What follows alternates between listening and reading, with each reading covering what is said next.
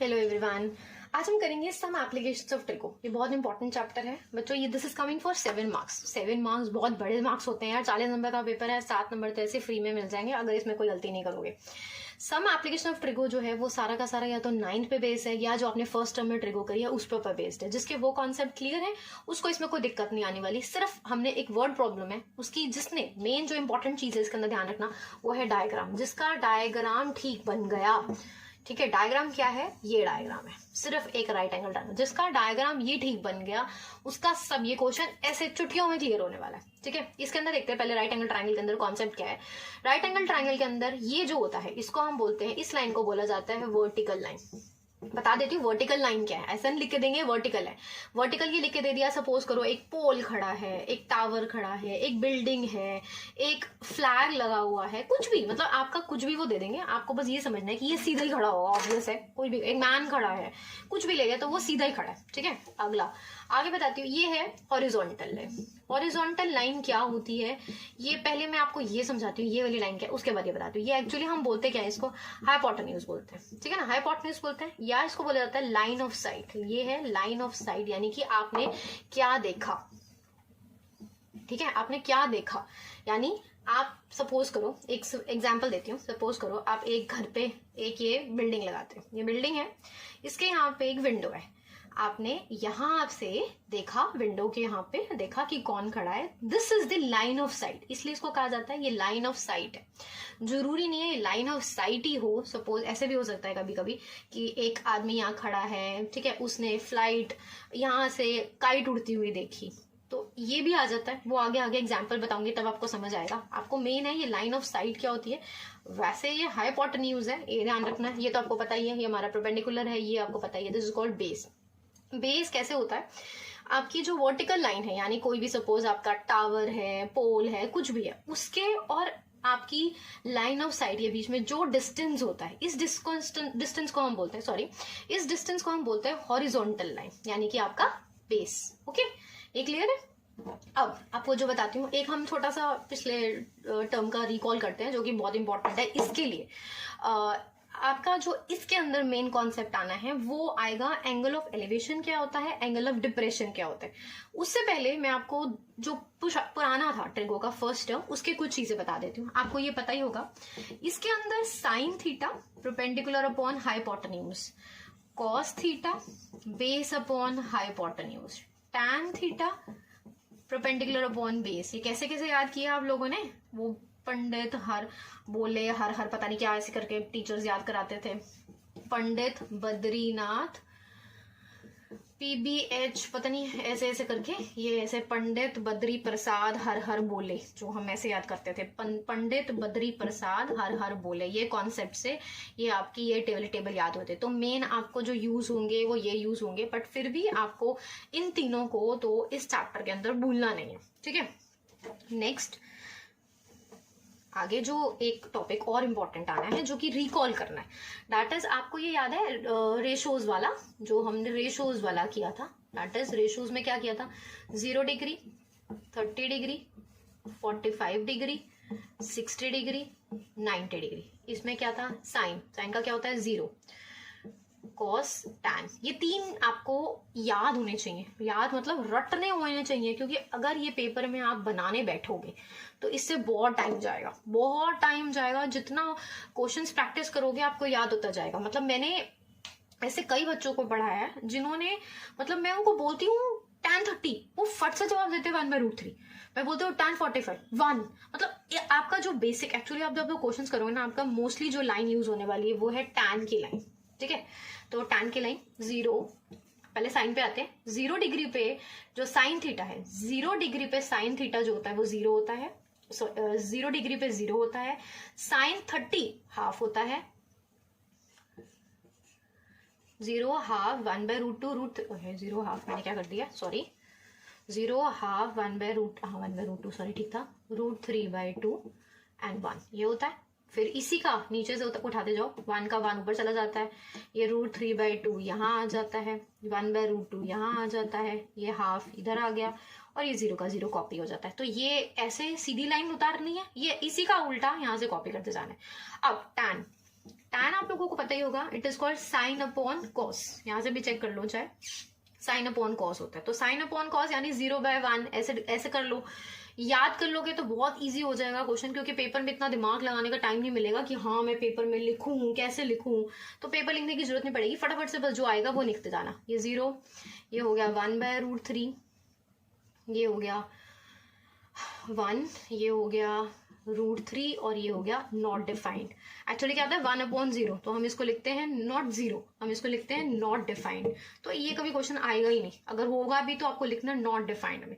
ये लाइन तो बच्चों रट लो मैं कह रही हूँ, मतलब इस लाइन को तो ये 3 कॉन्सेप्ट जो है ना वो बार बार हर क्वेश्चन में यूज होगा।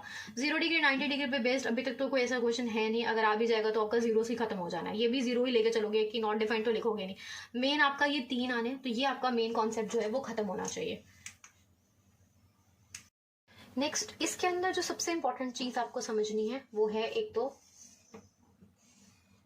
Angle of elevation. Angle of elevation होता क्या है, एंगल ऑफ एलिवेशन होता क्या है। एंगल ऑफ एलिवेशन क्या होते हैं, आपने यहां से यहां ऊपर लाइन ऑफ साइट, यानी कि आप यहां खड़े हैं, आपने यहां से यहां तक देखा, ठीक है, आपने कैसे देखा ऊपर, तो आपका एंगल ऑफ एलिवेशन ऐसे बनेगा, this is called angle of elevation. अब एक आता है that is called angle of depression, मैं आपको वो भी बताती हूँ कि एंगल ऑफ डिप्रेशन क्या होता है। ये ध्यान रखना है, इसका एक ही डायग्राम आना है, हमेशा राइट एंगल ट्रायंगल बनना है, और चाहे आप पेन से बनाओ, पेंसिल स्केल यूज करके बनाओ, बट एग्जाम में जरूर बनाना, एग्जामिनर को ये बहुत ही अट्रैक्ट करता है, तो ये जरूर बनाना बच्चों। ये बना दिया। अब आते हैं हम एंगल ऑफ डिप्रेशन। अब बताती हूँ एंगल ऑफ डिप्रेशन होता क्या है। एंगल ऑफ डिप्रेशन होता है, आपने डिप्रेशन में नहीं जाना, ओके, डिप्रेशन में नहीं जाना है ट्रिगो से, सिर्फ ये देखना है कि ये जो एंगल ऑफ डिप्रेशन जो है वो आता है ऐसे नीचे की तरफ, मतलब आप यहां खड़े हो, आपने एंगल ऑफ साइट से नीचे, लाइन ऑफ साइट में नीचे देखा है, जरूरी थोड़ी है जो नीचे है वो ऊपर ही दिखता रहेगा, उसको नीचे भी तो देखना है, तो ये this is called the angle of depression. ये तब आएगा जैसे कोई हेलीकॉप्टर उड़ रहा है, या आपने एक टावर के ऊपर खड़े हो, आपने नीचे देखा, या लेडर लगी हुई है, आप लेडर की फुट यानी बॉटम पे देख रहे हो, तो this is called the angle of depression. तो ये एक बहुत इजी, जिसको कंफ्यूजन होती है वो ऐसे आता है, एक जेड बना ले, जेड में जो ऊपर है this is called angle of depression, ये एंगल ऑफ डिप्रेशन आ जाता है। यहाँ ऊपर बना ले, that is called angle of elevation. अगर इसमें कंफ्यूज होते हो तो अलग अलग बना लो, इट इज नॉट कि हाँ ये क्या है, लेकिन जेड से ये कि दिमाग में फटाफट से बैठ जाता है कि सिर्फ जेड ही तो है, तो angle of elevation, angle of depression दोनों निकल आएंगे।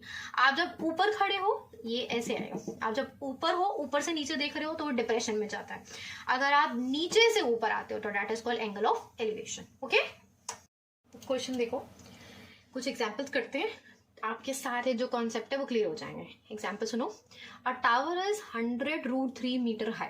एक टावर है, सबसे पहले आपको क्या बताया गया है, डायग्राम बनाना है, जो मर्जी होए डायग्राम नहीं छोड़ना। बनना क्या होता है, एक ही डायग्राम बनना होता है, राइट एंगल ट्राइंगल। सबसे पहले एक राइट एंगल ट्राइंगल बना के छोड़ दो। A tower is 100 meter high. अब खुद सोचो, टावर है, आपको मैंने बताया था वर्टिकल लाइन होगी, ऑब्वियस है, टावर टेढ़ा मेढ़ा तो होगा नहीं, लीनिंग टावर नहीं बनाना, सीधा टावर बनाना है, ठीक है। तो ये हो गया टावर, जो कि उन्होंने दिया हुआ है कि 100√3 मीटर हाई है, ठीक है। Find angle of elevation if its top, अगर वो बता रहा है कि आपको एंगल ऑफ एलिवेशन बताना है if its top from a point 100 meter away from its foot. जो एंगल ऑफ एलिवेशन फाइंड करो, अगर उसका टॉप फ्रॉम अ पॉइंट, अगर आप टॉप का from a point that is 100 meter away, वो बता रहा है कि जो अवे फ्रॉम इट्स फुट, उसका जो ये एंगल ऑफ एलिवेशन जो बता रहा है वो उसके फुट से 100 मीटर की दूरी पर है। समझ आया? जिसका ये बन गया उसके नंबर पूरे। हाँ, अगर आपने ये इसकी जगह यहाँ लिख दिया, ये यहाँ लिख दिया, ऑब्वियस है कटेंगे ही कटेंगे, लेकिन ये बनाना, डायग्राम बनाना बहुत इंपॉर्टेंट है। इसके अंदर ये फिगर जरूर बननी चाहिए एग्जाम के अंदर। A tower is 100√3 meter high, ये हो गया आपको एंगल ऑफ एलिवेशन। अब ये क्या है, ये देखो, ये है एक वर्टिकल लाइन। वर्टिकल लाइन को हम लोग कैसे याद करते हैं, परपेंडिकुलर की तरह। ये क्या है, ये है हमारी बेस, बेस को हम क्या बी लिखते हैं। आपको ये देखना होता है कि पी बन गया और एक बी आया, ऐसा कौन सा कॉन्सेप्ट है साइन में, कॉस में या टैन में, इन तीनों में से ऐसा कौन सा कॉन्सेप्ट है जो परपेंडिकुलर एंड बेस को लेके चलता है। ये क्या होता है, परपेंडिकुलर हाइपोटेन्यूज, ये नहीं चलेगा, हाइपोटेन्यूज तो हमारे पास है ही नहीं है। कॉस है, ये होता है बेस अपॉन हाइपोटेन्यूज, ये भी नहीं है। टैन क्या होता है, that is perpendicular upon base. I told you कि जितने क्वेश्चन आएंगे मोस्टली टैन चलता है, तो टैन के जो रूल्स है वो याद करने ही करने हैं, मतलब ये भूलने वाला नहीं है प्लीज। हाँ, कभी कोई क्वेश्चन होगा साइन आ जाएगा, कॉस आ जाएगा, नहीं तो आप बोलोगे हाँ कि बताया नहीं है, तो इसलिए बता रही हूँ। ध्यान रखना कि ये कॉन्सेप्ट जो टैन का है ये नहीं छोड़ना कभी भी।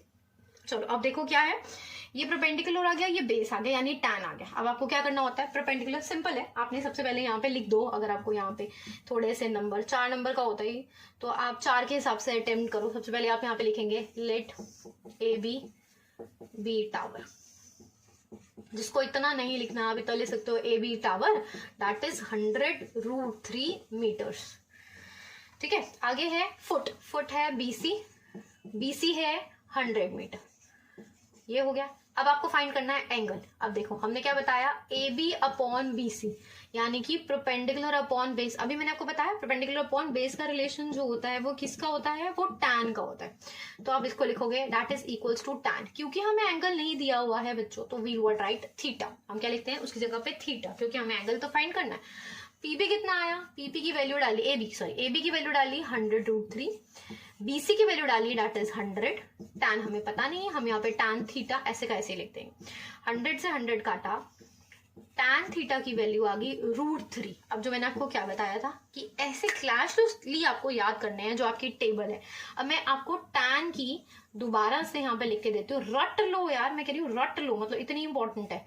0 1/√3 1√3 एंड नॉट डिफाइंड। जो मैंने आपको बताया था ये 3 तो भूलना ही नहीं है।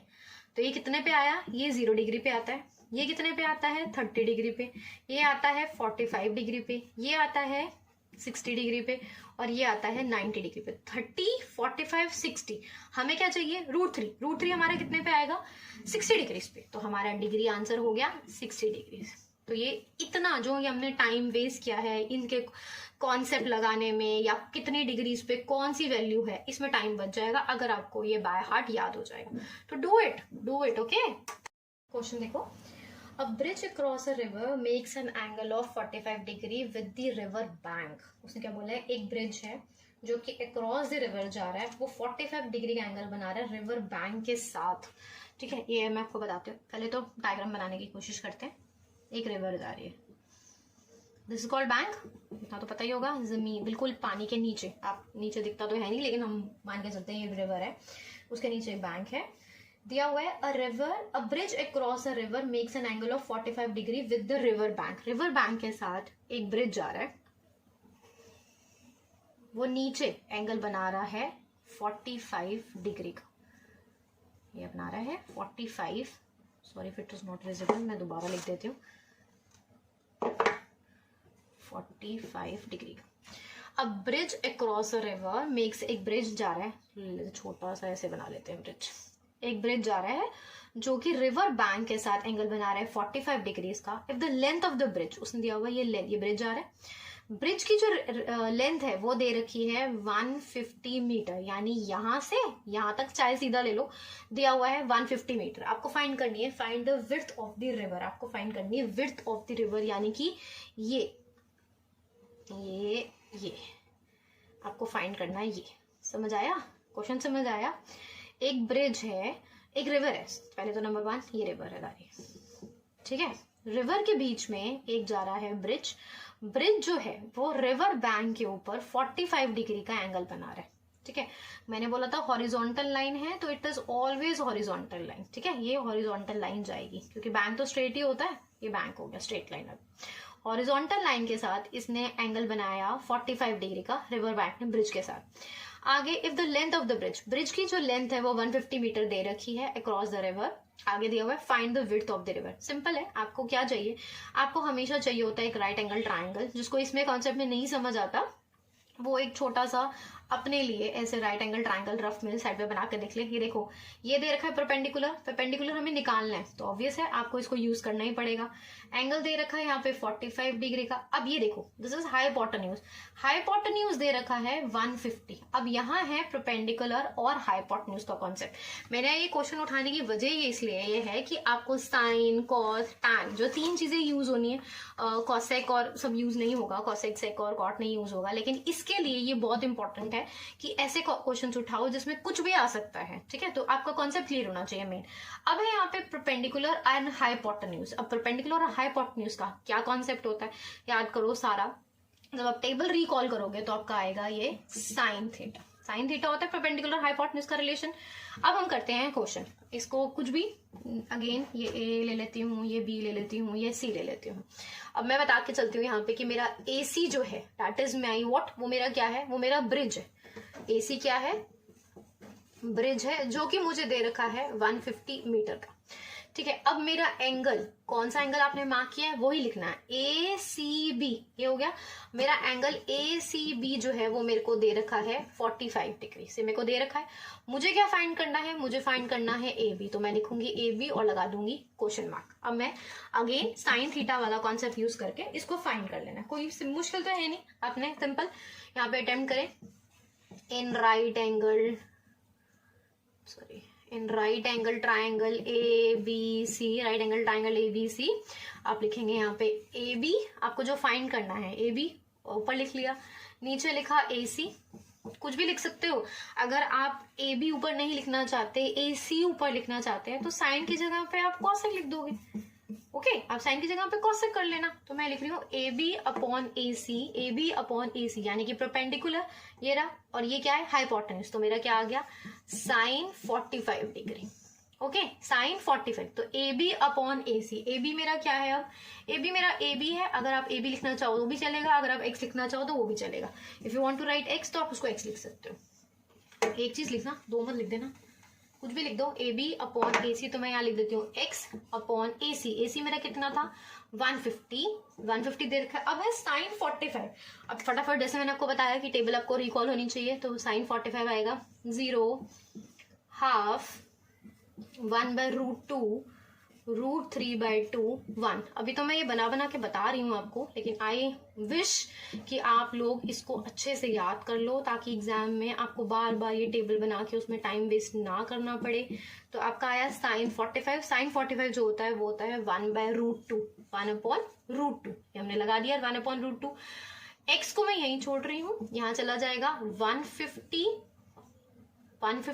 नीचे आ जाएगा √2। एक बात बहुत इंपॉर्टेंट आपको बतानी है, कभी भी डिनोमिनेटर के अंदर हम रूट नहीं छोड़ते हैं।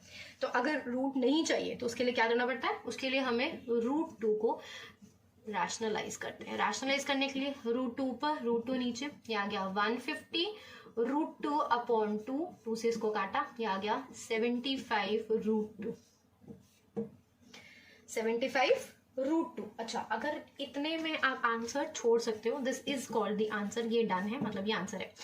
अगर सपोज यहाँ पे दिया हुआ है, अगर आपको यहाँ पे दिया हुआ है यूज √2 इज 1.414, अगर आपको ये दिया हो, अगर यहाँ लिखा हो यूज कि इसको यूज करना है, तो आपको ये आंसर नहीं देना है। रिमेंबर, अगर उन्होंने लिखा है यूज तो प्लीज 75 × 1.414 करके रफ में आप इसका आंसर लिखिए। लेकिन अगर नहीं दिया हुआ तो there is no need. Next question देखो, a tree 12 meter high is broken by the wind in such a way that its top touches the ground and makes an angle of 60 degree with the ground। देखो, a tree है, obvious है tree है, साथ साथ figure बनानी है। एक tree है, ऑब्वियस सीधा ही होगा, ये ट्री बना लिया। उसने बोला है ट्री 12 मीटर हाई, पूरी जो लेंथ है पेड़ की वो कितनी दे रखी है 12 मीटर। समझ आया, ये पूरा जो है वो में दे रखा है कि 12 मीटर का एक पेड़ था। Is broken by the wind in such a way that it touches the ground and makes an angle of 60 degree with the ground. वो बोल रहा है कि पेड़ जो है वो टूट गया, कहीं से भी तोड़ लो, कोई बताया नहीं है कितना कहाँ से तोड़ना है। तो मैं यहाँ से तोड़कर इसको यहाँ नीचे जमीन पे गिरा रही हूँ। ऑब्वियस है पेड़ गिरेगा तो थोड़ा ढलान में ही लगेगा। तो ये बता रहा है कि ये जो एंगल है वो 60 डिग्री का बना रहा है ग्राउंड के साथ। आगे एट व्हाट हाइट फ्रॉम, अच्छा ये एंगल ऑफ एलिवेशन और एंगुलेशन ऑफ डिप्रेशन तो दे नहीं रखा, तो एरो लगाने की जरूरत नहीं, अब नॉर्मल बस ऐसे बढ़ा लो 60 डिग्री बन जाएगा। आगे उसने बताया, पूछा है at what height the tree is broken. आपको बताना है कि बताओ ये कितनी हाइट पे टूटा होगा। ठीक है, मतलब एक नॉर्मल ऑब्वियस है, उसने बोला कि 12 मीटर का पेड़ है तो कुछ हाइट पे तो टूटा होगा, तो पूरे पेड़ की हाइट तो 12 मीटर थी, ये दे नहीं रखा। उसने पूछा बताओ कि कितने हाइट पे ये पेड़ टूटा होगा, बस ये दे रखा है और कुछ नहीं दिया होगा। हम मान के चलते हैं, मार्क कर लो, A, this is B, this is C, ये पॉइंट ले लेते हैं डी। तो हम मान के चलते हैं हमारा जो बी डी है वो है हमारा ट्री जो कि 12 मीटर का है। ठीक है, अब ये AD को मैं x ले रही हूँ क्योंकि क्वेश्चन मार्क है। अच्छा आप इसको भी x ले सकते हो, चाहे इसको भी ले सकते हो, जो भी आपको ठीक लगे, तो मैं AD को ले रही हूँ। AD जो है x ले लिया, तो ये मैंने लेट किया है तो मैं यहाँ पे लेट लिखूंगी, ये मेरा x हो गया। अगर ये मेरा x है AD, तो मेरा ये कितना होगा AB, ऑब्वियस है AB कितना हो जाएगा, AB हो जाएगा मेरा 12 माइनस x। ठीक है, ये मेरा x हो गया, ये मेरा 12 माइनस x हो गया, ऑब्वियस है। अगर मेरा ये x है, मैंने आपको क्या बताया, पेड़ जो है वो किसी हाइट पर टूटा है, तो जितना ये मेरा पेड़ है जब ये टूटेगा तो ये मेरा यही सेम हाइट यहाँ जमीन पे आएगी, पेड़ बढ़ तो नहीं जाएगा ना, यही पेड़ जो है वो यहाँ से यहाँ गिर जाएगा। तो मेरा अगर ये मेरा x था तो ये भी मेरा x होगा। ये समझ आएगा मैंने x क्यों लिखा है। ये जो पेड़ है उसने बोला है वो इस हिसाब से टूटा है कि ये पेड़ का जो हिस्सा है वो जमीन को टच कर रहा है, जब जमीन को टच करेगा तो ऑब्वियस है जितनी ये हाइट है वही सेम इसकी हाइट होगी, इसकी लेंथ होगी। तो ये x है तो यही भी x हो गया। अब ये जो हो गया ये मैंने यहाँ पे लिख देती हूँ, AB मैंने ले लिया 12 माइनस x, पूरी हाइट जो है वो आपको 12 दे रखी थी, ये x ले लिया, ये हो गया 12 माइनस x। अगर नहीं समझ आए तो I can make it more clear. अगर एक डायग्राम और बना देती हूँ आपको थोड़ा और इजी करने के लिए, थोड़ा और लंबा पेड़ ले जाते हैं। होता क्या है, ये सॉरी एंगल तो दे ही नहीं रखा यहाँ पे, ये है पूरा पेड़। ठीक है, वो ऐसे लग रहा है जैसे मैंने काटा घास है। अब ये है, ये हिस्सा जब यहाँ से गिरेगा तो ऑब्वियस है ये ऐसे ऐसे करके यहाँ नीचे आ जाएगा। ठीक है, ये नीचे गिर गया, तो जितनी ये हाइट होगी, यानी जितनी ये वाली हाइट होगी, ये वाली, ये यहाँ से यहाँ तक, ये और यहाँ से यहाँ तक, यही सेम हाइट ये होगी। ओके, समझ आ गया, ये जितनी हाइट होगी उतनी ये हाइट होगी। ठीक है, अब आगे करते हैं, अब इसको सॉल्व करते हैं। अब ये है AB दे दिया, इन्होंने जो जो देना था वो हमें बता दिया। अब हमें दिया क्या हुआ है, हमें पहले देखना पड़ेगा हमें दिया क्या हुआ है। ये है हमारा परपेंडिकुलर, ऑब्वियस है हमें दे रखा है परपेंडिकुलर, ये हमें दे रखा है हाइपोटेन्यूज, अगेन है हाइपोटेन्यूज। अब ये सेम वही क्वेश्चन आ गया, परपेंडिकुलर अपॉन हाइपोटेन्यूज का रिलेशन जो होता है वो होता है साइन का। किसका होता है, साइन का। तो sine theta that is sine 60 है, तो हम इसको लगा लेंगे। अब हम यहाँ करते हैं, in right angled triangle ABC, जो मेरा नीचे है मैं लिखूंगी AB upon AC, perpendicular upon hypotenuse. ये ध्यान रखना, जो रिलेशन यहाँ यूज कर रहे हो, अगर साइन यूज कर रहे हो तो हमेशा परपेंडिकुलर ऊपर रखना है। तो perpendicular upon hypotenuse is equals to sine 60 degree. Okay, perpendicular upon hypotenuse is equals to sine 60 degree. ये आ गया। अब AB कितना है, AB है मेरा 12 माइनस x, AC कितना है, AC है मेरा x, साइन 60। अब फटाफट से रिकॉल करो, 0 हाफ 1/√2 √3/2, तो मेरा आया √3/2। जितनी जल्दी याद करोगे उतना अच्छा है। ठीक है, दोबारा दोबारा वो भी बोलोगे, दोबारा एक ही चीज बोलती रहती है, अगर नहीं बोलूंगी तो आप लोग याद नहीं करोगे यार, इसलिए कह रही हूँ कि याद कर लो। अब क्रॉस मल्टीप्लाई करेंगे, 2 उधर चला जाएगा, दैट इज 12 माइनस x हो जाएगा। अब √3 से ये मल्टीप्लाई करेंगे तो ये हो जाएगा √3x। इसको सॉल्व किया, ब्रैकेट खोला, ये हो गया 24 minus 2x is equals to √3x। Okay, समझ आया। आई एम कंटिन्यूइंग हेयर, यहाँ पे एक लाइन डाल देती हूँ ताकि आपको कंफ्यूजन ना हो। x वाली टर्म्स इधर और ये इधर, अब x वाली टर्म्स उधर लेके जाऊंगी तो ये क्या हो जाएगा मेरा, माइनस 2x ऑलरेडी वहां पे है, ये उधर जाएगा, मेरा हो जाएगा माइनस √3x, और 24 है वो भी यहाँ पे आ जाएगा, माइनस माइनस माइनस मैं सबसे कॉमन ले लेती हूँ, कंफ्यूजन नहीं होगी। माइनस गायब कर देते हैं क्वेश्चन में से, 2x प्लस √3x, क्या किया मैंने, माइनस यहाँ से कॉमन लिया, वहां पे भी माइनस है, माइनस माइनस कैंसिल हो जाएगा। ठीक है, तो ये आ गया 2x plus √3x is equals to 24। x common लिया, x कॉमन लेंगे तो आ जाएगा 2 plus √3 is equals to again 24। x आ गया 24 अपॉन 2 प्लस √3। यहाँ पे ये मल्टीप्लाई हो रहा था, ऑब्वियसली यहाँ के डिवाइड होगा। जैसे कि आपको बोला है नीचे कभी रूट नहीं छोड़ना है, तो इसको क्या करना पड़ेगा, इसको करना पड़ेगा रैशनलाइज, इसको करना पड़ेगा रैशनलाइज। तो हम कैसे करते हैं रैशनलाइज, दैट इज 24, नीचे यहाँ लिखा 2 प्लस √3, यहाँ पे प्लस है। जब रैशनलाइज कैसे किया जाता है, जब यहाँ प्लस होता है तो ऊपर माइनस हो जाता है ताकि बराबर रहे, यानी ये कट गया तो 1 ही आया ना, इसलिए ऊपर नीचे सेम लेते हैं। लेकिन लेते इसका ऑपोजिट है, साइन। साइन का ध्यान रखना, अगर यहाँ प्लस है तो माइनस हो जाएगा, अगर यहाँ माइनस है तो वहां प्लस लेते हैं। अब इसको सोल्व करते हैं।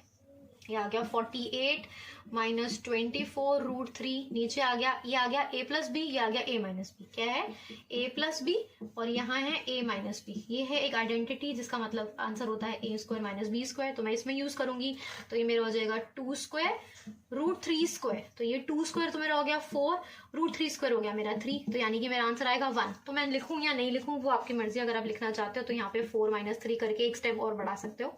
तो ये मेरा आ गया 48 माइनस 24 √3, ठीक है। 48 माइनस 24 √3। अब इसको सॉल्व करना पड़ेगा, दैट इज 48 माइनस 24। आप चाहो तो उसको कॉमन लेके भी कर सकते हो, नहीं तो ऐसे कर लो। एक स्टेप घटा देती हूँ, जितनी जल्दी कैलकुलेशन होंगी उतना अच्छा है। 24 कॉमन लेते हैं, 2 माइनस √3 है, 2 माइनस √3, नीचे तो कुछ है नहीं, ये आ गया 2 √3 ऑब्वियस है, इस क्वेश्चन में जैसे √3 दिया नहीं है, लेकिन आपको तो पता ही कि √3 होता क्या, तो √3 की वैल्यू यूज करो कि 1। अच्छा हाँ, ये भी याद करना, अगर किसी को नहीं पता तो प्लीज मेरे इंस्टा हैंडल में आप देख सकते हो, उसमें वीडियोस डालती रहती हूँ मैं, रूट कैसे निकालते हैं उसकी भी वीडियो है, अगर किसी को नहीं आता। नहीं तो 2 वैल्यूज है, ज्यादा है भी नहीं, इसको याद कर लो। याद कर लोगे तो अच्छा हो जाएगा कि हाँ प्रॉब्लम नहीं होती है, इसको फटाफट से याद कर लो।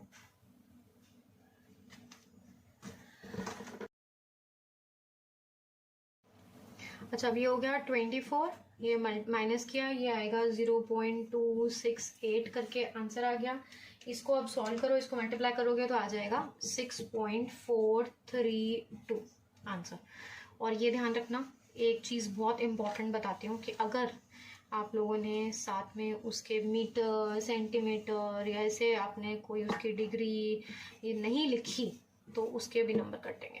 10th है, बोर्ड है, तो छोटे छोटे नंबर क्यों कटवाने, ध्यान रख लो यार। यूनिट लगाने में कितनी देर लगती है, एम मीटर ही तो लिखना है, तो रिमेंबर यूनिट्स जरूर लगे, चाहे वो डिग्री ही क्यों ना हो, चाहे वो मीटर हो, सेंटीमीटर हो। क्वेश्चन देखो, एक बड़ा अच्छा सा मिला है। From the top of the hill, the angles of depression of 2 consecutive kilometer stones due cast are found 30 degree and 45 degree. Find the height of the hill. Question सुन के फटाफट से पहले क्या काम करना है, आपको फिगर बनानी है। सबसे पहले आपने क्या बनाना है, from the top of the हिल। पहली लाइन क्या पढ़ी आपने, टॉप ऑफ द हिल, तो आपने सबसे पहले क्या बना दी, आपने बना दी एक hill. Angle of depression of 2 consecutive kilometre stones, 2 stones उसने ऊपर से देखे हैं, ठीक है। उसने क्या करा है, वो टॉप ऑफ द हिल पे चढ़ता है और उसने यहाँ 2 स्टोन्स देख लिए, ठीक है। ये आपका हो गया बेस। लेकिन हमें एक चीज ध्यान रखनी है, उसने क्या बोला है यहाँ पे, एंगल्स ऑफ डिप्रेशन, क्योंकि वो ऊपर से देख रहा है तो एंगल ऑफ डिप्रेशन उस हिसाब से मार्क किए जाते हैं। ये हो गया आपका 30 डिग्री और ये हो गया आपका 45 डिग्री। यहाँ लिख देती हूँ थोड़ा सा रफ में, छोटा छोटा सा। ये हो गया 30 डिग्री और ये हो गया 45 डिग्री। याद करने का एक और तरीका है कि कौन सा आएगा, तो nearer angle is always the greater angle, ऐसे याद कर लेना। अगर हमें डिप्रेशन में याद करना है तो ये बिगर एंगल है, बिगर एंगल हमेशा बड़े होगा, ऑब्वियसली 30 और 45 में से 45 बड़ा है तो बड़ा एंगल, ठीक है। ये मैंने सब मार्क कर दिया। अब इनके मार्क कर देती हूँ यूनिट्स, ये A, B, C and D। अब मैं यहाँ पे लिखती हूँ मैंने क्या क्या लिया है। AB है मेरी हिल, जिसको भी मैं लेट कर लेती हूँ, हिल है तो H ले लेते हैं, H किलोमीटर, क्योंकि किलोमीटर दिया हुआ है तो मुझे किलोमीटर लेना पड़ेगा। BC है मेरा, BC यानी फर्स्ट स्टोन के में जितना डिस्टेंस है मेरे फुट का, PC में ले लेती हूँ, X ले लेते हैं, X हो गया, दैट इज ऑल्सो किलोमीटर में दिया हुआ है तो मेरे सारी जो इसमें यूनिट्स है वो किलोमीटर लगेगा। अच्छा, अब ये दिया हुआ है कंजक्टिव। देखो मैं आपको चीज बताना चाहती हूँ, ये कंजक्टिव है दोनों, तो यानी अगर एक का डिस्टेंस X है तो ऑब्वियस है उसके साथ एक ही होगा, दोनों कंजक्टिव दे रखी हैं, एक X है तो एक X, इसको निकालना होगा। सपोज मैंने सब बताया आपका, ये इसका डिस्टेंस यहाँ तक पहुंचे X है, इसका डिस्टेंस यहाँ से X + 1 हो जाएगा, तो BC हो गया X। CD की मुझे जरूरत नहीं है, फिर भी मैं आपको बता देती हूँ, CD है यहाँ पे 1 किलोमीटर, BD की जरूरत पड़ेगी, BD हो गया मेरा BC plus C D that is x plus 1। ये मुझे जरूरत पड़ेगा, ये लिखिए। ठीक है, क्वेश्चन से मैं आ गया। अब आगे फटाफट से सॉल्व करना है, कोई मुश्किल तो है नहीं, फटाफट से सॉल्व करते हैं। सबसे पहले आप देखो ट्राइंगल ए बी सी। सबसे पहले आपने देखना है in triangle A B C लिखा, right angle triangle A B C, A B upon B C. देखो क्या है, ए बी और बी सी, इसका तो कुछ यूज दे नहीं रखा है, हाइपोटेन्यूज का तो छोड़ दो। ए बी क्या है मेरा परपेंडिकुलर, बी सी क्या है मेरा बेस। परपेंडिकुलर अपॉन बेस है, दैट इज कॉल्ड टैन में आ जाएगा। ये आ गया टैन, तो यहाँ पे मैं लिख दूंगी टैन 45। टैन 45 कितना होता है मेरा 1। आपको मैंने बताया था टैन बहुत यूज होता है, तो टैन आपको 45 रटना ही पड़ेगा। तो ये आ गया एच, जो आ गया वो मेरा एक्स के इक्वल आ गया। तो मेरी फर्स्ट चीज मार्क करके इसको फर्स्ट इक्वेशन की तरह मार्क करके रखें। अब लेते हैं हम ट्राइंगल ए बी डी। अब इसको भूल जाओ कि दूसरा स्टोन है, आप पे एक स्टोन की तुम्हारी वैल्यू निकल गई।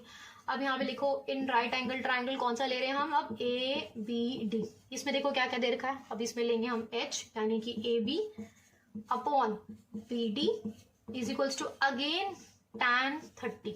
वही बनेगा परपेंडिकुलर बेस, और तो हमने कुछ यूज किया नहीं है, तो ये आ गया परपेंडिकुलर अपॉन बेस, ये आ गया tan 30 डिग्री दे रखा है। अच्छा, अब यहाँ कर रही हूँ, यहाँ कंटिन्यू कर रही हूँ। ए बी कितना है, ए बी है एच, बी डी कितना है, बी डी है एक्स प्लस 1, ये ऊपर लिखा है x plus 1 is equals to tan 30। अब फटाफट से रिकॉल करो, tan 30 कितना होता है, tan 30 1/√3। तो इसको सॉल्व करेंगे, h जो है वो मेरा x के इक्वल है, एक ही वेरिएबल में क्वेश्चन कर देती हूँ, इजी हो जाएगा। That is x upon x plus 1। ये समझ आ गया, ये मैंने यहाँ से इसकी वैल्यू रिप्लेस कर दी है। ठीक है, h की जगह पे x लिख दिया, तो ये आ गया x upon x plus 1 is equals to 1/√3। Cross multiply किया, √3x is equals to x plus 1, multiply करेंगे, इसको क्रॉस मल्टीप्लाई किया, तो ये आ गया √3 इंटू एक्स, और यहाँ आ गया x प्लस 1। तो ये हो गया, अब x वाला वेरिएबल इधर -x is equals to 1, x common लिया, आ गया √3 - 1 इज इक्वल्स टू 1। x की वैल्यू आ गई 1/√3 - 1। अगेन आपको पता है नीचे कभी भी नहीं छोड़ना, डिनोमिनेटर में कोई भी आपको डिनोमिनेटर में रूट नहीं छोड़ना है। इसको क्या करना पड़ेगा, इसको रैशनलाइज करेंगे तो आ जाएगा √3 + 1, √3 + 1 डिनोमिनेटर और न्यूमिनेटर और डिनोमिनेटर दोनों में। ठीक है, अब इस सॉल्व करते हैं। अगेन यहाँ लाइन डाल देती हूँ, यहाँ पे आया x की वैल्यू की निकाल रहे हैं हम अभी, √3 + 1 इंटू 1 इज √3 + 1। ये वही a + b a - b। यहाँ पे देखो बेटा a + b a - b है, तो इसको क्या करना होता है, आइडेंटिटी लगती है यहाँ पे, a² - b²। चाहे तो मल्टीप्लाई कर सकते हो, पर आइडेंटिटी यूज करो, बहुत ईजी रहेगा। एक ही क्वेश्चन को बार बार करते हैं ना, तो दिमाग में बैठ जाता है यार यही आइडेंटिटी यूज होनी है। तो ये हो गया √3² - 1²। √3² क्या होता है 3, √3² क्या हो गया 3, और -1, तो 3 - 1 लिख देती हूँ यहाँ पे आपके लिए, ताकि आपको इजी रहेगा। या आपको ऐसे नहीं लिखना है तो मैं ऐसे भी लिख के छोड़ देती हूँ, √3² - 1²। अब ठीक है, अब ये आ गया √3 + 1, नीचे क्या आ गया, √3² कितना होता है 3, 1² 1, 3 - 1 इज 2। ये आपका आंसर है x की वैल्यू। आप चाहो तो यहाँ भी छोड़ सकते हो, नहीं तो इसको 1.732 + 1/2, यानी कि आपका 2.732/2। आपको ये ऐसे छोड़ना चाहिए नहीं, मतलब ऐसे का भी क्वेश्चन छोड़ना मत, तो ये पूरा सॉल्व करके ही छोड़ना पड़ेगा। 1.365 किलोमीटर करके ये आपका आंसर आ जाएगा। ध्यान रखना, अगर उन्होंने यूज लिखा होता है, वैसे तो वो यूज लिख देते हैं कि हाँ ये लिखा हुआ है आप इसको यूज करो, लेकिन अगर उन्होंने नहीं दिया हुआ तो ऑब्वियस है इसमें आप ऐसे छोड़ोगे नहीं कि हाँ ये आंसर ऐसे है। तो बेटर रहेगा कि हाँ इसको इतना मतलब सॉल्व करो और यहाँ पे इसको ऐसे आंसर करके छोड़ दो। और किलोमीटर ऑब्वियस है, यूनिट आपको बताया, यूनिट जरूर लगाना है। तो 1.366 आपका किलोमीटर, या 1.36 या 37 करके भी आप छोड़ सकते हो। 1.37 2 डेसिमल के नंबर तक तो छोड़ना ही होता है, तो ये करके छोड़ देना। ओके, एक चीज और, हमें उसने क्या बोला आगे, उसने हमें बोला था हमें कि हाइट ऑफ द हिल निकाली, हमें बोला था find the height of the हिल। अब हमने तो x निकाला है, यहाँ पे निकला x की वैल्यू, बट हमें ये इक्वेशन पे पता था कि जो h है वो x के इक्वल है, तो ऑब्वियस है अगर x आ गया ये, तो हाइट कितनी आ गई, हाइट आ गई again that is equals to 1.366। Okay, let's do एक और क्वेश्चन। देखो बच्चों, from a window that is 15 meter high above the ground, the angle of elevation and depression of the top and bottom of other house on the opposite side are 30 degree and 60 degree respectively. Find the height of the opposite house. देखो साथ साथ figure बनाते हैं। सबसे पहले उसने क्या बोला आपको, from a window 15 metre high. जैसे जैसे पढ़ते जाओ वैसे वैसे बनाते जाओ। एक घर है, आप यहाँ विंडो पे खड़े हैं, आपने क्या करा है, उसने क्या बोला आगे, the angles of elevation and depression of the top and bottom of the other house on the opposite side are 30 and 60 degree respectively. Respectively का मतलब ध्यान रखना, जो जो पहले वाली चीजें हैं वो सब एलिवेशन की हैं, जो डिप्रेशन, जो बाद की चीजें हैं वो सब डिप्रेशन के साथ आ जाएंगी। यानी एलिवेशन के साथ क्या क्या आएगा, एलिवेशन है, टॉप है, 30 है। आपको इतना बताया है किसका, ऑफ द ऑपोजिट साइड। एक घर है आपके ऑपोजिट में, आपने यहाँ पे सपोज एक घर बना दिया एलिवेशन के लिए। अब ये मैंने घर बड़ा क्यों लिया पहले तो ये बता देती हूँ, क्योंकि एलिवेशन है, एलिवेशन क्या होता है, आपने लाइन ऑफ साइट में ऊपर जाने के देखा है, आपने ऊपर देखा, तो जब आप ऊपर देखेंगे तो ये आपका एंगल ऑफ एलिवेशन ऐसी बनेगा। तो ये आपने इसके टॉप पे देखा है, इस घर की टॉप पे आपने देखा, तो अब आपका एंगल ऑब्वियस है, एंगल जो बनता है हमेशा आपको बताया था, एंगल ऑफ एलिवेशन हमेशा हॉरिजॉन्टल लाइन पे बनेगा।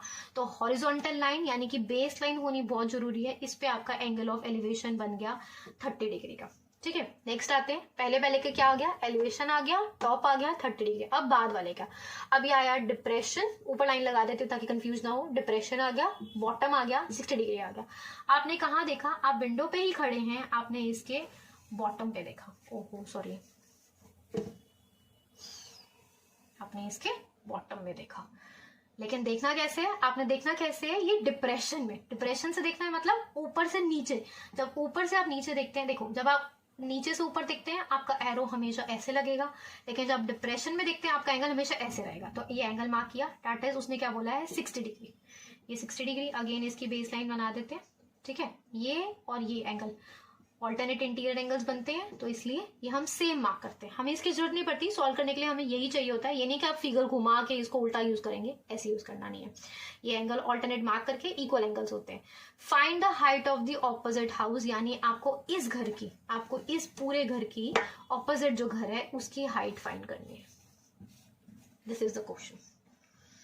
ठीक है, मार्क कर देती हूँ, ए ले लेते हैं, बी ले लिया, सी ले लिया, डी ले लिया, ई ले लिया, सारे मार्क कर दिए मैंने। ठीक है, अब सॉल्व करते हैं।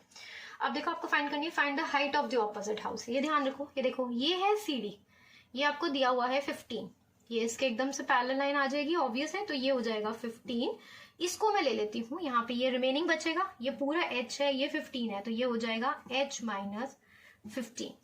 ओके, ये हो जाएगा H माइनस 15 मीटर जो आएगा। अब आगे करते हैं, सबसे पहले एक स्टार्ट क्वेश्चन हम सबसे पहले करते हैं, चाहे ऊपर से कर लो चाहे नीचे से, कुछ भी कर सकते हो। इसको ले रही हूँ लेट x, ठीक है, इसको एक ऑब्वियस है, आपको क्वेश्चन सॉल्व करने के लिए परपेंडिकुलर, बेस, हाइपोटेन्यूज, 3 चीजों में से कोई भी 2 चीजें चाहिए ही चाहिए। तो अब मेरे पास ये तो है नहीं, तो मैं इसको यूज करूंगी। अगर ये x है तो ये भी पैरेलल है, ये एक रेक्टेंगल फॉर्म होता है, रेक्टेंगल की opposite sides equal and parallel गिनी जाती है, तो ये इक्वल एंड पैरेलल, ये भी इक्वल एंड पैरेलल, तो ये x है तो ये भी इक्वल हो जाएगा, तो ये x है तो ये भी x हो गया। ठीक है, अब हम बात करते हैं, सबसे पहले हमने क्या क्या लेट किया हुआ है। पहले सबसे पहले आपको क्वेश्चन में हमेशा वो लिखना है कि AE जो है वो मेरा ऑपोजिट साइड वाला यानी अदर हाउस है, opposite side house, opposite side house ही लिख दो सीधा, जो कि है मेरा H। AE पूरा लिख रही हूँ, ठीक है, AB पहले CD ले लेते हैं, जो जो दिया हुआ है पहले वो गिवन लिखेंगे। CD जो है वो मेरा क्या है, वो मेरी विंडो है, जो कि मेरे को दे रखी है 15 मीटर। समझ आया, ये मुझे कितनी दे रखी है, 15 मीटर दे रखी है। अब हम स्टार्ट करते हैं। हाँ, मैंने क्या लिया है, लेट, और एक और चीज मैंने लेट की हुई है, DE that is equals to x ले रखा है। अब मैं स्टार्ट करती हूँ, अब मैं स्टार्ट करूंगी इन राइट एंगल ट्राइंगल ABC। सबसे पहले मैं ऊपर से स्टार्ट कर रही हूँ, ABC, AB upon BC is equals to again perpendicular upon base, perpendicular upon base क्या आएगा, टैन, हमेशा टैन ही होता है, ध्यान रखना बच्चों, सारे क्वेश्चन में मोस्टली टैन या ज्यादा कोई एक आधा जो होता है जिसमें sin यूज होती है, तो साइन तब यूज कर लेंगे। अभी फिलहाल तो यही है, टैन करके ये यूज किया, आपका ये आ गया AB upon BC, AB upon BC is equals to tan 30। अब AB कितना है, AB है मेरा, इनकी वैल्यूज प्लेस करो जो जो आपने लेट कर रखी है। H हो गया H माइनस 15, BC हो गया X, tan 30, tan 30 कितना होता है, ध्यान से कुछ गड़बड़ मत करना, tan 30 1/√3, tan 60 √3, ठीक है, इसको क्रॉस मल्टीप्लाई करेंगे, X की वैल्यू आ गई, X into 1 is X, cross multiply किया, और H की ये आ गया √3 h माइनस 15, ये मेरा बन गया x की वैल्यू आ गई। इसको एक इक्वेशन करके मार्क करके छोड़ दो। अब आगे करते हैं। अब हमारा आया इन ट्राइंगल, अब दूसरा ट्राइंगल ले लो, इन ट्राइंगल CDE, ये बनेगा ये वाला ट्राइंगल CDE।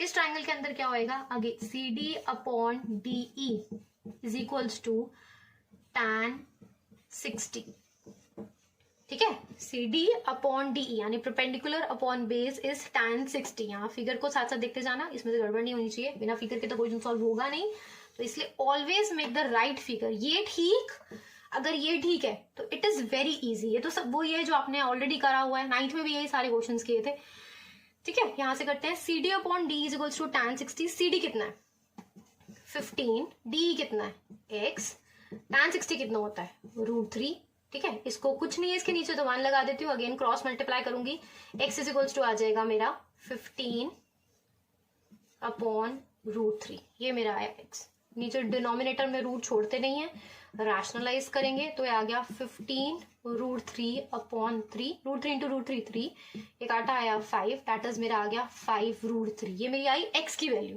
तो मैं इसके अंदर x की वैल्यू रिप्लेस कर देती हूँ, इसको यूज कर रही हूँ और इसकी वैल्यू किस में डाल रही हूँ, इसमें डाल देती हूँ। तो ये मेरा हो गया 5 √3, x की जगह पे डाला, is equals to √3 into h is √3h करके छोड़ देती हूँ, यहाँ पे 15 √3, ब्रैकेट खोल रही हूँ, √3 into h √3h, √3 into 15 is √15 √3। अब इसमें इनिशियल्स वाला इधर ले आओ, वेरिएबल वाला इधर ले आओ या उधर ले आओ, कांस्टेंट टर्म ले आओ, जो मर्जी आपको जो ठीक लगे वो ले आओ। तो मैं √3h को यहाँ लेकर आ रही हूँ, और अगर मैं यहाँ पे भी छोड़ू तो ऑब्वियस है यहाँ छोड़ूंगी तो ये इधर जाएगा तो ये प्लस हो जाएगा, तो ये हो जाएगा 5 √3 प्लस 15 √3 इज इक्वल्स टू आ गया 20 √3, that is the value of √3h। तो √3 और √3 कैंसिल, यानी कि h की वैल्यू आ गई मेरी 20, और मुझे h चाहिए था। वेरिएबल लगाना, यूनिट लगाना बहुत इंपॉर्टेंट है, याद रखना, ओके।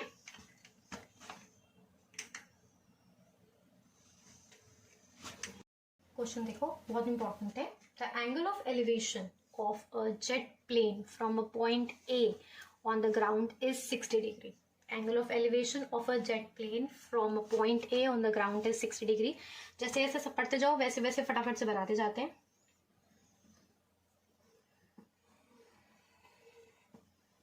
एक जेट उड़ रहा है, आपने ग्राउंड में एक पॉइंट है A, वहां से आपने जेट को देखा, ठीक है। एंगल ऑफ एलिवेशन है, एलिवेशन मतलब आपने, ये जेट है आपका, आपने इस पॉइंट से जब एंगल जेट को देखा तो आपका एंगल ऑफ एलिवेशन यानी कि ऊपर की तरफ एरो, ये आपका आया 60 डिग्री, ठीक है। उसने बोला है after a flight of 30 seconds, जब आप 30 सेकेंड्स तक फ्लाइट चला लेते हैं, मतलब आपकी प्लेन चले गया 30 seconds, the angle of elevation changes to 30 degree. वो बोल रहा है आपने जब, ऑब्वियस है आपका प्लेन यहाँ था, 30 सेकेंड्स के बाद आप देखेंगे आपका प्लेन यहाँ पहुंच गया। उसने बोला इसी पॉइंट पे अगर आप दोबारा, आप तो यहीं खड़े, आपको तो नहीं उसने कहा कि आपने मूव करना है, आप ए पॉइंट से ही अब जेट को देखते हो 30 सेकेंड की फ्लाइट के बाद, तो वो क्या होता है, एंगल जो है वो एंगल ऑफ एलिवेशन चेंज हो जाता है, 30 डिग्री हो जाता है। यानी अब आपने यहां से दोबारा इसको जाते हुए इस पॉइंट पे देखना है। अब आपका प्लेन यहाँ है, आपका एंगल हो गया है ये वाला, अब हो गया है ये 30 डिग्री, ठीक है। 30 सेकेंड्स की फ्लाइट के बाद ये आपकी इतनी 30 सेकेंड्स की फ्लाइट है। If the jet is flying at a constant height of 3600 √3 metre, उसने क्या बोला है ये ध्यान रखना, if the jet is flying, जो जेट है, if jet is flying at a constant height, यानी जेट की जो हाइट दे रखी है वो आपको दे रखी है 3600 √3, यानी ये है, ये दे रखा है आपको 3600 √3, समझ आया। If you want I can make the big diagram also, कि हाँ थोड़ा सा और क्लियर करके बता देती हूँ, बाद में रब करके फिर दोबारा से बना दूंगी। देखो ये एक पॉइंट है ए, आपने यहाँ पे एक जेट उड़ रहा है, आपने जेट को देखा, आपका एंगल ऑफ एलिवेशन आया 60 डिग्री का, ठीक है। 30 सेकेंड्स के बाद आपने दोबारा जब देखा, ऑब्वियस है वो तो उड़ ही रहा है, जेट तो चलते ही रहेगा, आपने इसी पॉइंट से देखा 30 सेकेंड के बाद, तो आपका जेट थोड़ा सा आगे चला गया है, और ये जो है ये 30 सेकेंड्स का उसने सफर तय किया है, 30 सेकेंड्स का आपका डिस्टेंस ट्रेवल किया, या जितना टाइम लिया है, कितना डिस्टेंस है वो तो आप बताने पड़ेगा।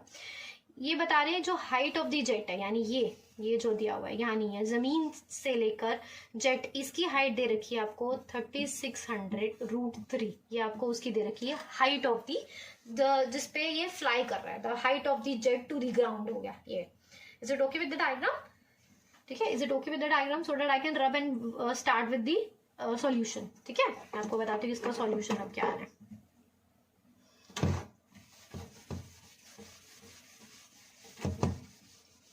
चलो let's begin with the solution. आगे हम निकालना है find the speed of the plane. आपको निकालनी है कि प्लेन की स्पीड कितनी होगी। पहले आप जो आपको दिया हुआ है वो मार्क कर लीजिए। सबसे पहले हमें जो दिया हुआ है हम मान के चल लेते हैं, कुछ भी बी ले लो, इसको जेट, ये सी हो गया, ये डी ले लो, ये ई हो गया। ठीक है, जो भी आपको दे रखा है, आपने क्या क्या लिया हुआ है अब आप मार्क कर लो फटाफट से।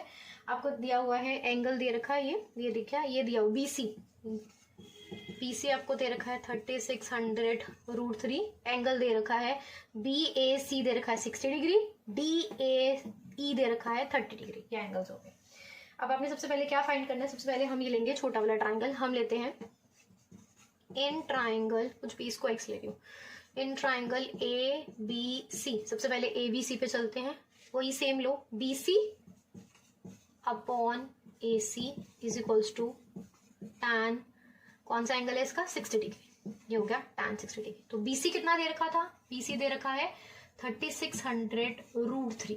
AC कितना हमने x लेट किया हुआ है, tan 60 कितना हो गया, √3। ठीक है, √3 को चाहे यहाँ √3 काट दो, नहीं काटना है तो आप इसको क्रॉस मल्टीप्लाई करके x को यहाँ ले आओ, √3 को यहाँ ले आओ, तो x की वैल्यू आ गई आपकी 3600 मीटर है। तो ये मेरा आ गया x। ओके, यानी मेरा अभी ये आया। समझ आया ये मैंने क्या करा है? ध्यान से देखो दोबारा, अगर आपको देखना है, मैंने normal BC AC perpendicular upon base use करके tan 60 को यूज करके मैंने x की वैल्यू निकाल ली। यानी मेरा जो प्लेन का डिस्टेंस, मैं जहाँ खड़ी हूँ पॉइंट A जो है, वहां से जो जेट की अगर हम हाइट देखें वहां से उसका ग्राउंड तक, तो ये जो डिस्टेंस आया, दिस इज द डिस्टेंस, ये मैंने फाइंड कर लिया है। अब आगे चलते हैं। अब हम चलेंगे दूसरे वाले ट्राइंगल के अंदर, दैट इज ADE। अब आप लीजिए इन ट्राइंगल ADE, इसमें क्या करेंगे, सेम DE यानी परपेंडिकुलर अपॉन बेस।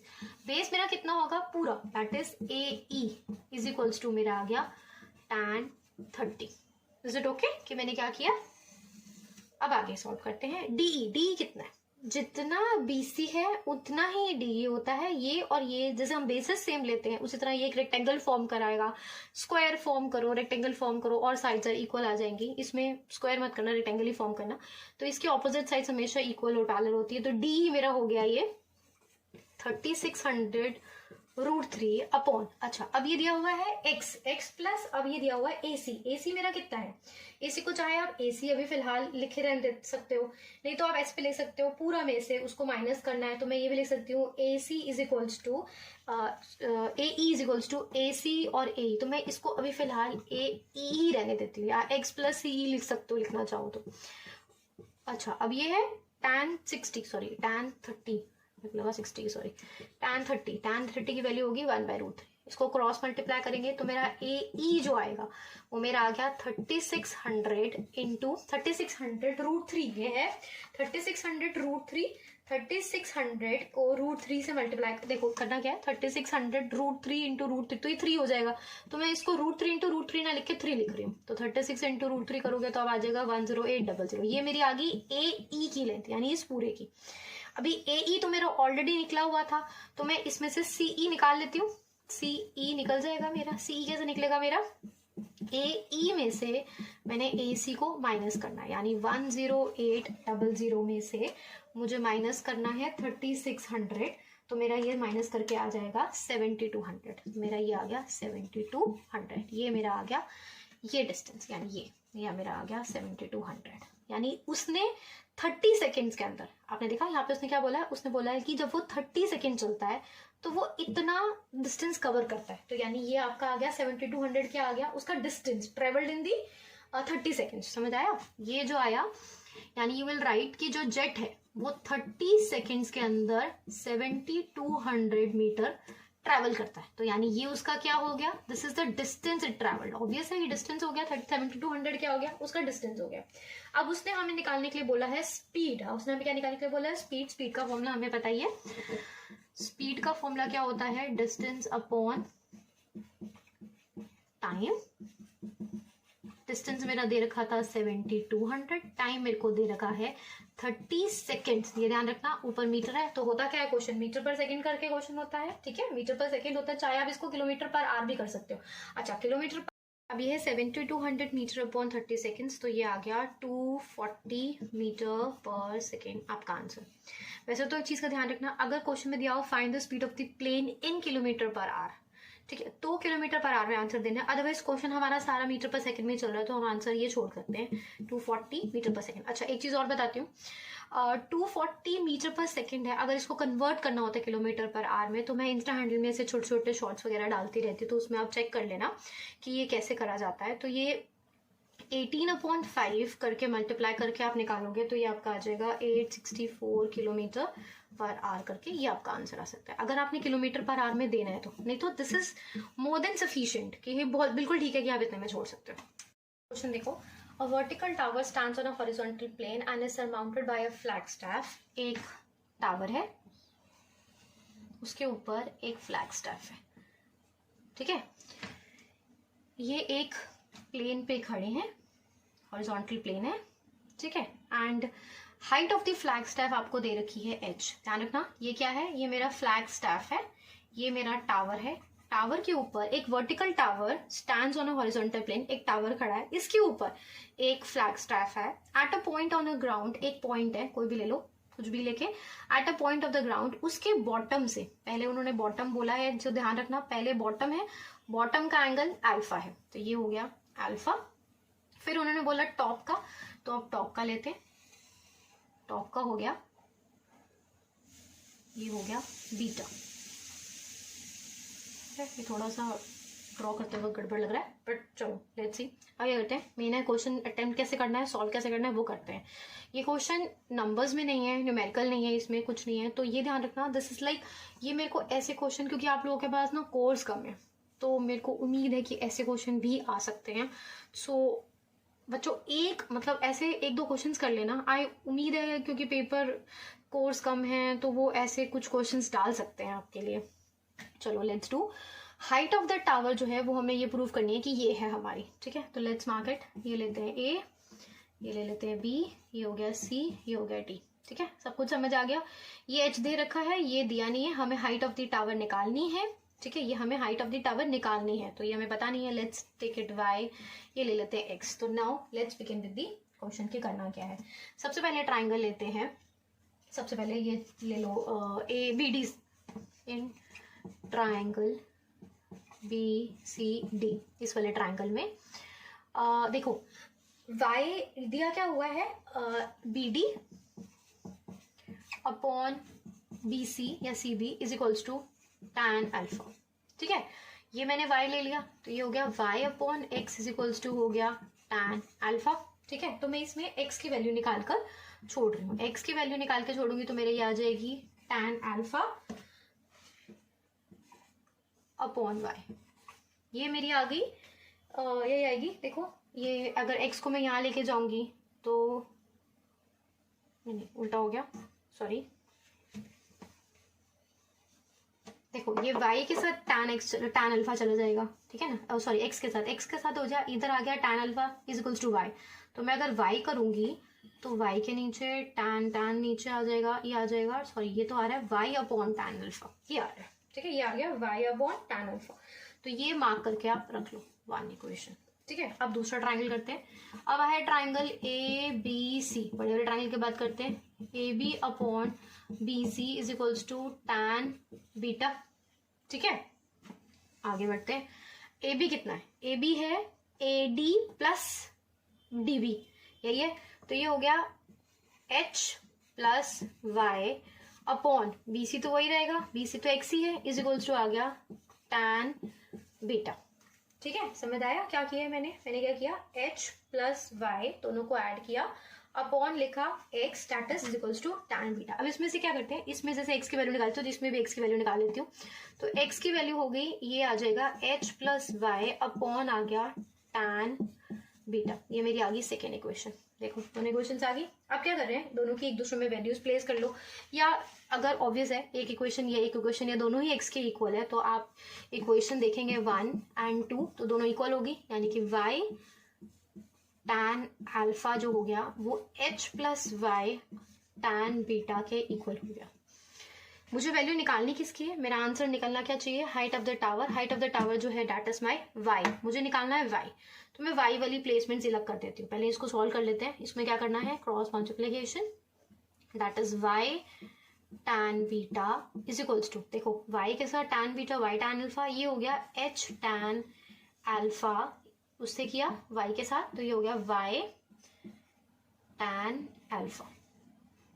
ओके समझ आया, y के साथ tan बीटा किया, y tan बीटा आ गया, इसके साथ क्रॉस करेंगे इधर तो ये h के साथ भी करेंगे तो ये h tan अल्फा हो गया, y के साथ करेंगे तो ये हो जाएगा y tan अल्फा, बीच में पॉजिटिव साइन है तो पॉजिटिव रहेगा। अब y, क्योंकि मुझे y की वैल्यू ही निकालनी है तो मैं y वाली टर्म्स इधर कर देती हूँ, y tan beta minus y tan alpha is equals to h tan alpha.